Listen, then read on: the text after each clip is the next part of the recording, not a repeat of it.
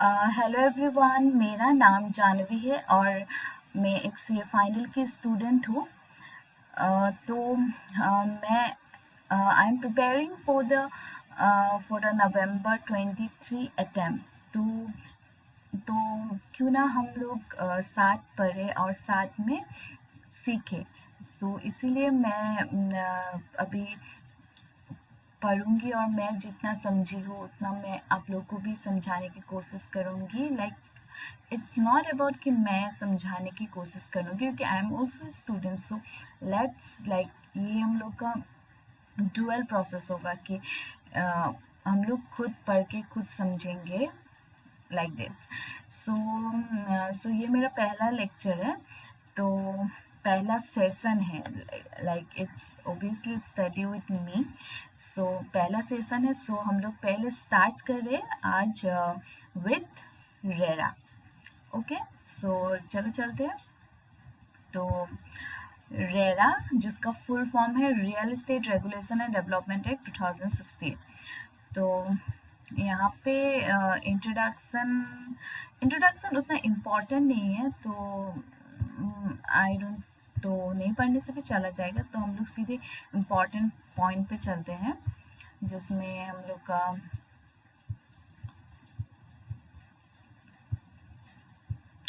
Date है। जैसे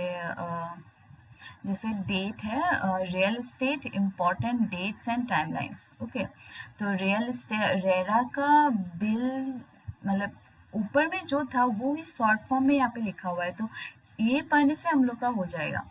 तो इम्पोर्टेंट डेट्स एंड टाइमलाइंस, जैसे रेरा का बिल पास हुआ था राज्यसभा में 10 मार्च 2016 में। फिर लोकसभा में पास हुआ 15 मार्च 2016 में। उसके बाद पार्लियामेंट, फिर प्रेसिडेंट का एसेंट मिला 25 मार्च 2016 में। तो यहाँ पे मैं ये बताना चाहूँगी कि आप लोग को पता है, या आप लोग को पता ही होगा, ये है कि जब भी कोई एक्ट बनता है उसके लिए पहले उस जो हम लोग का दो पार्लियामेंट है, लोकसभा राज्यसभा, उन दोनों में पास होना पड़ता है। उसके बाद प्रेसिडेंट का एसेंट मिलता है, उसके बाद वो एक एक्ट बनता है। ठीक है, उसके बाद वो एक्ट बनता है। तो वही यहाँ पे बता रहा है कि रेरा जो कानून है, जो 2016 में आया था, वो पहले राज्यसभा में प्रेजेंट हुआ था 10 मार्च 2016 में। उसके बाद उसको लोकसभा में प्रेजेंट किया, लोकसभा में पास किया वो 15 मार्च 2016 में। और फिर प्रेसिडेंट का, हम लोग का जो ऑनरेबल प्रेसिडेंट है, उनका एसेंट मिला 25 मार्च 2016 में। उसके बाद उसको पब्लिश किया गया इन official gazette for general information, like public के लिए, कि सबको इस एक्ट के बारे में पता चले। तो वो ऑफिशियल गैजेट में रिलीज किया गया 26 मार्च 2016 में। और फिर जो 1 मई 2016 है, उस दिन से रेरा एक्ट एप्लीकेबल हो गया। तो तो और फिर तो 1 मई 2016 में सारा सेक्शन नोटिफाई नहीं हुआ था, जैसे section 2 to section 20 to 39, section 41 to 58, section 71 to 78 and section 81 to 92। ये सब सेक्शन फ्रॉम 1 मई 2016 से इफेक्टिव हो गया था। और रिमेनिंग जो सेक्शन है वो 1 मई 2007, मतलब 1 साल बाद, उसके बाद वो एप्लीकेबल होना शुरू हुआ। ओके, तो हम लोग रेरा में क्या क्या है वो हम लोग देख लेते हैं। रेरा में टोटल 10 चैप्टर्स है और 92 सेक्शंस है। ओके, तो पहला चैप्टर प्रिलिमिनरी है, जो सेक्शन 1 एंड 2 कवर करता है। फिर चैप्टर 2 है registration of real estate project and agent. Real estate project and agent मतलब रेरा में रियल एस्टेट प्रोजेक्ट कैसे रजिस्टर करना है और एजेंट का कैसे रजिस्टर करना है, वो हम लोग को सेक्शन 3 एंड सेक्शन 10 में पता चलेगा। और और सेक्शन 3 और चैप्टर 3 है functions and duties of promoter, section 11 and 18। Chapter 4 है rights and duties of allottees, section 19। Allottees कौन होता है? जो लाइक रियल एस्टेट प्रोजेक्ट जो घर खरीदते हैं तो उन लोग को अलॉटीज बोला जाता है। और फिर रियल एस्टेट चैप्टर 5 है रियल एस्टेट रेगुलेटरी अथॉरिटी, जो सेक्शन 20 to 40 कवर करता है। चैप्टर 6 है central advisory council, section 41 to 42। Chapter 7 है real estate appellate tribunal, section 43 to 58 cover करता है। फिर चैप्टर 8 में है offence penalties adjudication, section 59 to 72 cover करते हैं। फिर चैप्टर 9 है finance accounts audit and reports, section 73 to 78।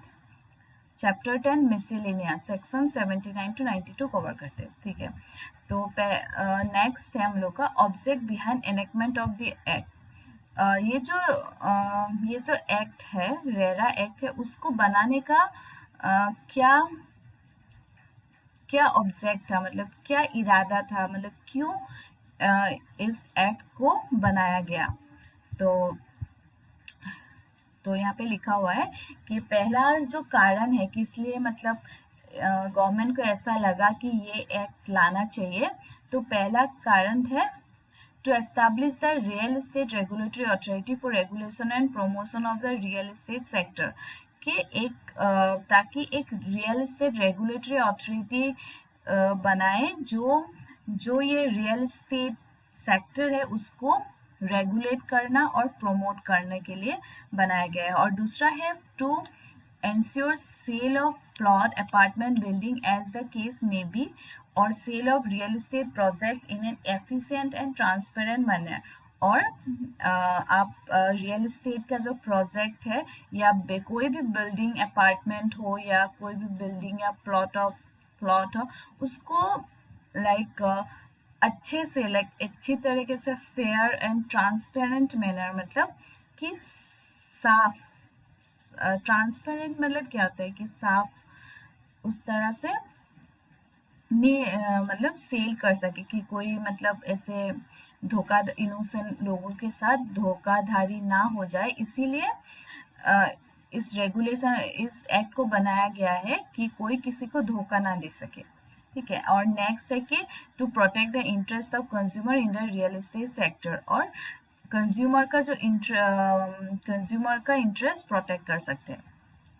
और to establish an adjudicating mechanism for speedy dispute result, और एक एजुकेटिंग मैकेनिज्म एस्टैब्लिश करना ताकि जो भी डिस्प्यूट हो, किसी के भी साथ डिस्प्यूट हो रिगार्डिंग रियल एस्टेट एजेंट, तो उसको वो लोग अच्छा एक प्रॉपर वो बना दिया है, ऑथोरिटी है, तो उसमें आप जाके प्रॉपरली सॉल्व हो जाएगा कि क्या प्रॉब्लम है, लाइक आप जाके बोल सकते हो उन लोगों को। और फिर लास्ट में है to establish the appellate tribunal to hear appeal from the decision, direction और orders of real estate regulatory authority और एजुकेटिंग ऑफिसर्स और अपना photo connected there with incident. तो उसके बाद सबसे ऊपर में है एपीलेट ट्रिब्यूनल, जो रियल एस्टेट अथॉरिटी जो डिसीजन दिया और एजुकेटिंग ऑफिसर ने जो डिसीजन दिया उसके ऊपर फिर वो लाइक एपीलेट अथॉरिटी उससे भी बड़ा है, वो फिर उसके ऊपर भी वो उन लोगों ने जो डिसीजन दिया उसके ऊपर फिर वो मतलब अपना डायरेक्शन, ऑर्डर, व्यू पॉइंट दे सकते हैं। ठीक है, तो नेक्स्ट हम लोग ये समझेंगे कि ये जो रेरा एक्ट है ये कहाँ कहाँ एप्लीकेबल है।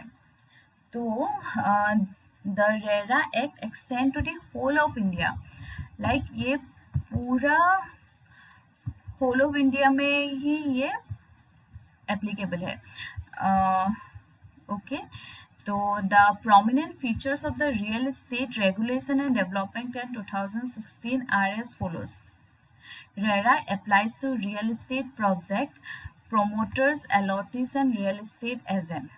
तो RERA real estate project promoter, allottees and real estate agent, इस सब पे RERA अप्लाइज होता है। फिर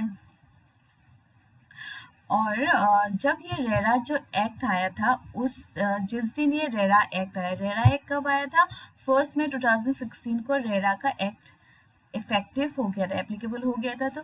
तो क्या है कि उस टाइम 1 मई 2016 में जो जो प्रोजेक्ट चल रहा था तब, मतलब स्टार्टिंग पहले हो गया था लेकिन तब तक प्रोजेक्ट चल रहा था, वो उन लोगों को कंप्लीशन सर्टिफिकेट नहीं मिला था। तो वो सारा प्रोजेक्ट रेरा के अंदर आ गया था। लेकिन ऐसा जो प्रोजेक्ट लाइक पुराना प्रोजेक्ट जिसको कंप्लीशन सर्टिफिकेट मिल गया, तो वो सब रेरा में नहीं आएगा। ओके। और ये रेरा कमर्शियल हो या रेसिडेंशियल हो, दोनों प्रॉपर्टीज पे ये एप्लीकेबल है। और क्या है, जो प्रोमोटर है वो लोग रेरा पे अपना रजिस्टर किए बिना वो लोग कोई भी एडवर्टाइजमेंट, मार्केटिंग, बुकिंग और सेलिंग नहीं कर सकते हैं। और रजिस्ट्रेशन करने के लिए प्रोमोटर को रेरा पे अप्लाई करना होता है। फिर अप्लाई करना होता है, उसके बाद ऐसे प्रोसेस से रजिस्ट्रेशन हो जाता है। उसके बाद आफ्टर रजिस्ट्रेशन ही जो प्रोमोटर है उन लोग कुछ एडवर्टाइजमेंट कर सकते हैं या कोई बुक कर सकता है, उससे पहले वो लोग नहीं कर सकते। फिर जो रेरा जो है वो हर लाइक स्टेट में या यूनियन टेरिटरी में वो सबका अपना रेरा का एक्ट वो लोग सेट कर लेते हैं। और कोई भी कोई भी प्रॉब्लम्स हो बायर्स को, तो वो लोग अप्रोच कर सकते हैं this authority, real estate appellate authority, अपने अपना स्टेट का, कि ये मेरे को ये प्रॉब्लम है, तो आप उन लोग को बता सकते हो, वो लोग सॉल्व करने का कोशिश करेगा। तो फिर real estate agent dealing in, तो जो जो रियल एस्टेट एजेंट होता है, तो वो लोग को भी ज़रूरी है कि वो लोग रेरा पे रजिस्ट्रेशन ले। Developers and promoter are barred from selling the project unless the project is registered with the respective authority. ये तो बोला ही मैंने ऑलरेडी कि वो लोग जब तक वो लोग रेरा पे रजिस्ट्रेशन नहीं ले, उस तब तक मतलब बिना रजिस्ट्रेशन लिए वो लोग अपना फ्लैट, घर, प्लॉट कुछ भी वो लोग सेल नहीं कर सकता है। और ऐसा हुआ कि घर के कोई एक प्रोमोटर था, बिल्डर था, उसने घर बनाना शुरू किया। उसके बाद क्या हुआ, एक टाइम पे घर कंप्लीट नहीं हुआ, लाइक हाफ हो गया, हाफ अनडन है। तो उस टाइम में उसको ऐसा कुछ प्रॉब्लम हुआ, लाइक पैसा का कमी हो गया या क्या, तो उसको वो प्रोजेक्ट बेचना पड़ा। तो वो किसी और को बेचना चाहता है अभी। तो इस केस में अगर वो जो प्रोमोटर है, जो बिल्डर है, वो अगर अपना प्रोजेक्ट दूसरों को बेचेगा, तो उस बेचने से पहले उसको जो जितना भी लोगों को फ्लैट लाइक अलॉट किया है, तो लाइक जो भी बायर्स है उससे टू थर्ड पर्सन अलॉटीज या बायर्स को एग्री होना पड़ेगा, कि वो अप्रूवल लेना पड़ेगा उन लोगों से कि वो ऐसे सेल कर सकता है ऐसा।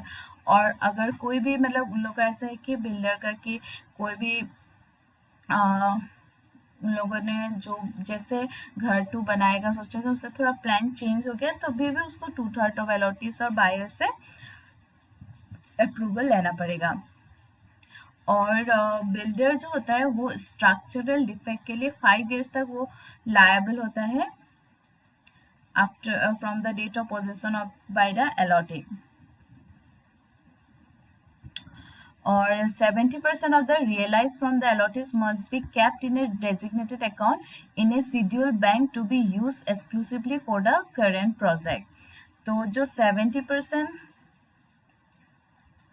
अलॉटी से जो भी वो लोग पैसा कलेक्ट करता है, उसमें से लाइक मिनिमम 70% उन लोग प्रोमोटर्स को वो एक दूसरा अकाउंट खोल के वहाँ पे जमा करना पड़ेगा, सेपरेट अकाउंट पे जमा करना होता है ऐसा। क्योंकि पहले ऐसे होता था कि बिल्डर लोग क्या करते थे, अलॉटी से पैसा उठा लेता था, फिर वो लोग उस पैसा को लेके दूसरा काम में यूज़ कर लेता था, ताकि अभी इसीलिए रेरा ने ये बोला है कि ऐसा है कि वो दूसरा काम में यूज़ नहीं करे, इसीलिए उन लोगों ने बोला है कि उसको उसके लिए, उस प्रोजेक्ट के लिए ही एक सेपरेट बैंक अकाउंट खुलाओ और उसी में अलॉटिस का पैसा डलाओ और वो पैसा को सिर्फ इसी प्रोजेक्ट में यूज़ करना चाहिए। नेक्स्ट है, in case a buyer has been deceived into purchase through false representation or advertisement, he has an option to exit the project. The developer in such case will have to return the money to the respective buyer along with interest. तो ये बोल रहा है कि अगर कोई भी buyer है, उसने एडवर्टाइजमेंट पे देखा था घर कैसा है, लाइक वो फ्रॉड फील किया कि कोई उन लोग को जैसे दिखाया वैसे मिला नहीं, तो इस केस में वो बायर के पास एनी टाइम वो ऑप्शन रहेगा कि वो उसको कैंसिल कर सकता है। और अगर बायर इस वजह से अगर बायर ने कैंसिल किया तो प्रोमोटर को उसने जो उससे एडवांस लिया था उसका पैसा वो रिटर्न कर देना पड़ेगा along with interest. Promoters and real estate agent allottees.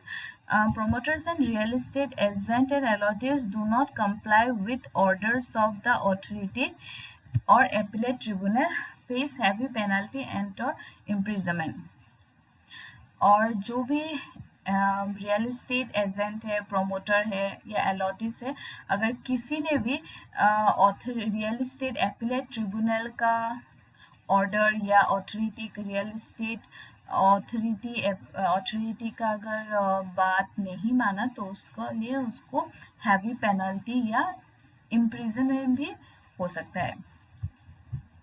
All residential real estate project where the land is 500 square meter or number of apartment to be developed exceed 8 inclusive of all phases are required to be registered with real estate regulatory authority before launching a project. तो क्या बोला है कि ऐसा कोई residential flat हो जो 500 जिसका एरिया है 500 स्क्वायर फीट और जो 8 फ्लैट से अपार्टमेंट कितना 8 फ्लैट से अगर ज़्यादा 8 फ्लैट से ज़्यादा बनाया है एट एनी स्टेज, मतलब ऐसा नहीं कि एक बार में 4 फ्लैट बनाया फिर नेक्स्ट बार में फिर 4 बनाए तो 8 पार हो गया, ऐसा नहीं है। मतलब और मतलब लाइफ टाइम में उस बिल्डिंग में कि 8 फ्लैट से ज़्यादा बना कभी भी तो उसको रेरा में रजिस्टर करना कंपलसरी है। दैट मीन्स यहाँ पे हम लोग ने क्या सीखा, अगर कोई फ्लैट अपार्टमेंट है जिसका 8 से कम फ्लैट है और उसका जो ज़मीन है वो 500 स्क्वायर मीटर से कम है तो उसको रेरा में आने का कोई ज़रूरत नहीं है। Point number 16. Appropriate government, central or state government may reduce the threshold limit 500 square meter or 8 apartment for exemption from registration if it thinks fit. तो ये जो क्राइटेरिया है 500 स्क्वायर मीटर और 8 अपार्टमेंट, ये गवर्नमेंट अपने हिसाब से कम भी कर सकता है अगर उसको लगता है कि यही सही होगा। Okay. Point number 17. The ongoing project which do not receive completion certificate on the date of commencement of this were required to certify in 3 months from the commencement. तो बोला कि जो completion certificate रिसीव नहीं किया था ये act आने से पहले, तो उन सबको 3 महीने के महीने उसको रजिस्टर करना चाहिए।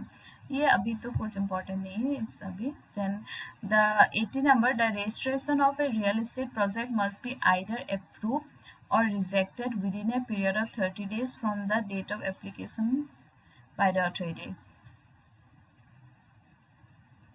तो जो रियल एस्टेट अथॉरिटी है उसको विदिन 30 डेज जो रियल एस्टेट प्रोजेक्ट का 30 डेज में एक्सेप्ट करना है या रिजेक्ट करना है within 30 days. On successful registration, the promoter of the project will be provided with a registration number, login ID On successful registration, the promoter of a project will be provided with a registration number, a login ID and password for accessing the website of the authority, creating his web page and filling therein the details of the proposed project. Real estate project developed in phases would require registration for each phase separately. Exemption from registration is applicable in the following cases. Project being developed on and less than 500 square meter and number of apartment do not exceed 8. अगर यहाँ पे बोला है कि अगर कोई जो project है वो अगर फेजेस में बन रहा है तो इस फेज सा अलग से रजिस्टर करना पड़ेगा।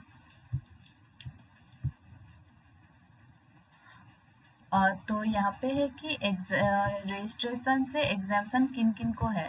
तो पहले तो जिसका land project being developed on land less than 500 square feet or number of apartment does not exceed 8, और 3 number है promoter obtain completion certificate for the project before commencement of this act, or renovation repair of the project which do not involve marketing, advertising and selling of new allottees